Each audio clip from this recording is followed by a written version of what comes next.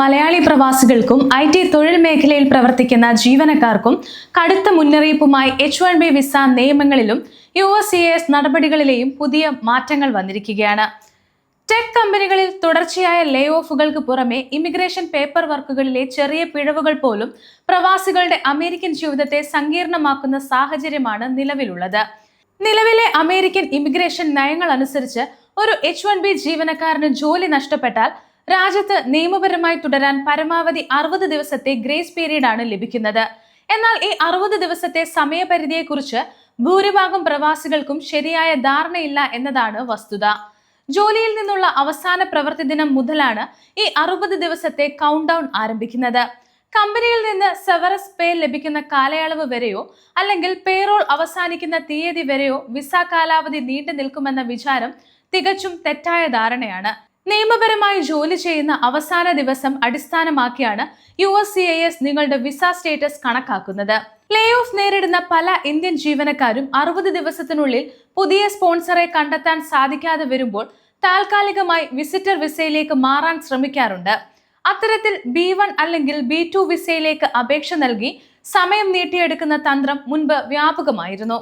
എന്നാൽ നിലവിൽ ഇത്തരം ചേഞ്ച് ഓഫ് സ്റ്റേറ്റസ് അപേക്ഷകളിൽ USCIS കടുത്ത പരിശോധനയാണ് നടത്തുന്നത്. മതിയായ കാരണങ്ങളോ സാമ്പത്തിക തെളിവുകളോ ഇല്ലാത്ത അപേക്ഷകളിൽ റിക്വസ്റ്റ് ഫോർ എവിഡൻസും നോട്ടീസ് ഓഫ് ഇന്റന്റ് ടു ഡിനേയും വ്യാപകമായി അയക്കുന്നുണ്ട്. അപേക്ഷ നിരസിക്കപ്പെട്ടാൽ അനുവദിച്ച സമയം കഴിഞ്ഞ് രാജ്യത്ത് തങ്ങിയതായി കണക്കാക്കി നിയമവിരുദ്ധ താമസത്തിന്റെ പരിധിയിൽ വരാൻ ഇത് കാരണമാക്കും.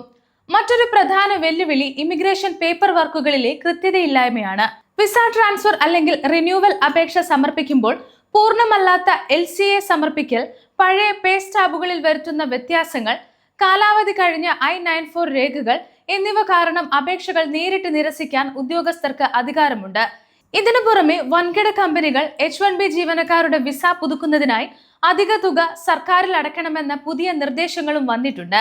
ഇത് ഇന്ത്യൻ ജീവനക്കാരെ ജോലിയിൽ നിലനിർത്തുന്നതിൽ നിന്ന് വിദേശ കമ്പനികളെ പിന്നോട്ട് വലിക്കുന്ന ഒരു പ്രധാന ഘടകമായി മാറുകയാണ്.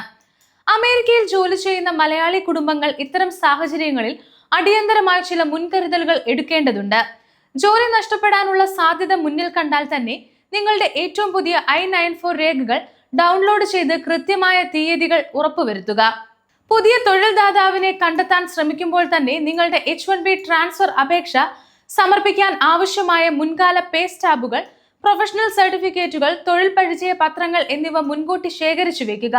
സമയപരിധി അവസാനിക്കുമ്പോൾ മാത്രം അറ്റോർണിയെ സമീപിക്കുന്നതിന് പകരം ആദ്യ ആഴ്ചകളിൽ തന്നെ കൃത്യമായ ലീഗൽ ഉപദേശം തേടുന്നത് ഭാവിയിൽ ഉണ്ടാകാവുന്ന ഡീപ്പോർട്ടേഷൻ അല്ലെങ്കിൽ വിസ റദ്ദാക്കൽ ഭീഷണികളിൽ നിന്ന് നിങ്ങളെ സംരക്ഷിക്കും. ഇതേക്കുറിച്ചുള്ള നിങ്ങളുടെ അഭിപ്രായങ്ങൾ താഴെ കമന്റ് ചെയ്യുക. ഒപ്പം കൂടുതൽ ഇമിഗ്രേഷൻ വാർത്തകൾക്കായി ഗ്ലോബൽ സമയം സബ്സ്ക്രൈബ് ചെയ്യുക.